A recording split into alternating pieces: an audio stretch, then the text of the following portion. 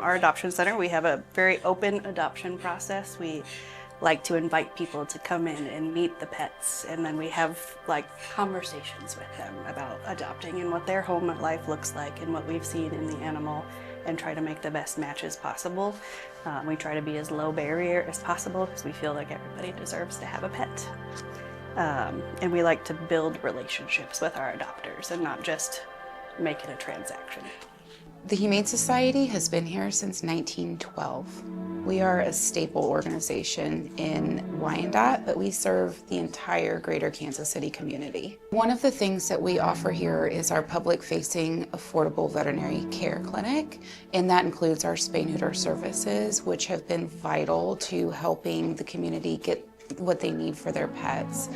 We just recently did a vaccine clinic where we vaccinated 554 dogs and cats, and less than 40% of those animals were fixed. So what that shows us is that we really need to grow our spay-neuter services so we can help more pets get what they need.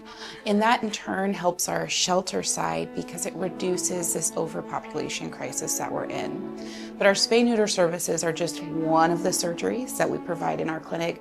We provide every surgery that general practice veterinary clinics provide, with the exception of specialty. So we do everything else here. So our vaccine clinic, we usually like to do them like on the weekend. So Saturdays is really our big one. That's when the community can come out. Most of the community obviously is working during the week. So if we don't have them during the week, I mean, we try and make events on the weekend just so we can get to a lot of our community members. Getting them in, getting them examined, vaccines on board, dewormer, stuff like that, flea and tick, because we do have some donated flea and tick prevention. So anything that we have, we will give out to our community. People just walk in.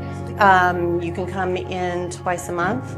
We do kind of track some demographics so we can kind of keep track of where the greatest need is and look at the areas that we need to focus on when we're looking at community outreach to see what needs are the greatest in what areas. But people can come in every 2 weeks, get as much food as they need for their animals for that time period. I think we do 8 pounds per dog and 5 pounds per cat. And all you have to do is just walk in. We've been very pivotal this year in growing the community that we serve and learning that there are no barriers to who comes into our facility.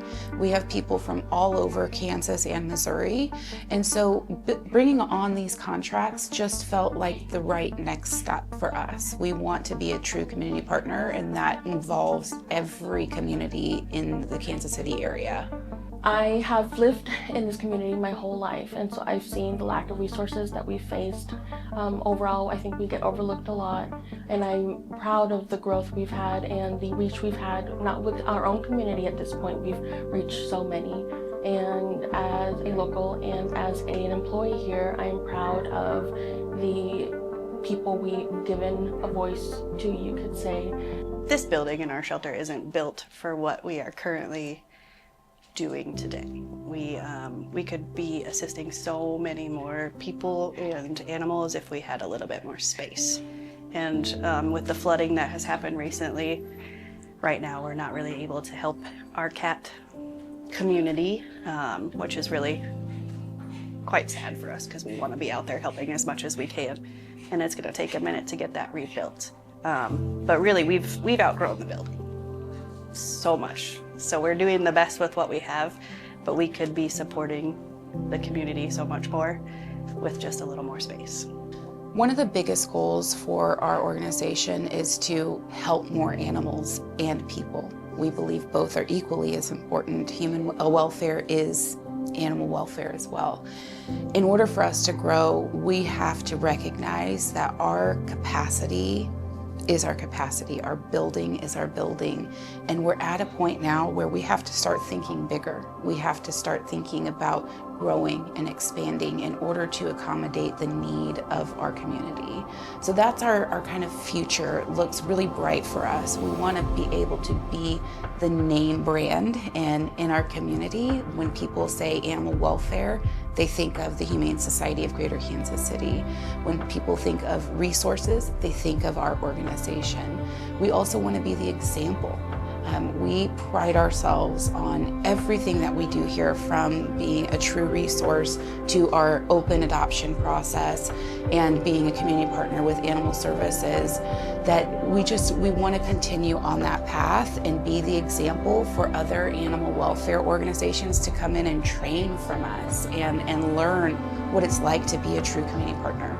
So those are some of the things that we're looking forward to.